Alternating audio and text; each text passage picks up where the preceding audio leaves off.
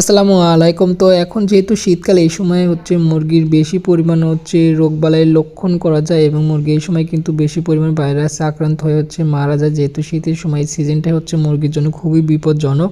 তো আজ 2 দিন আমার হচ্ছে কিছু মুরগি দেখলাম হচ্ছে সাদা পায়খানা করতেছে। তো গায়ে হাত দিয়ে দেখি গায়ে প্রচুর জ্বর এবং কিছু মুরগির হচ্ছে ঠান্ডাও লেগে গেছে।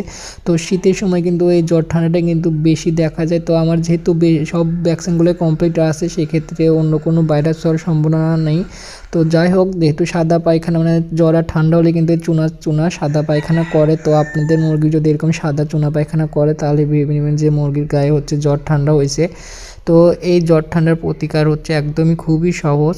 আপনারা হচ্ছে জ্বরের জন্য যেটা ইউজ করবেন সেটা হচ্ছে ডক্সিবেট এ। এটা হচ্ছে ঠান্ডার জন্য, আর জ্বরের জন্য ইউজ করবেন হচ্ছে ফাস্টবেট।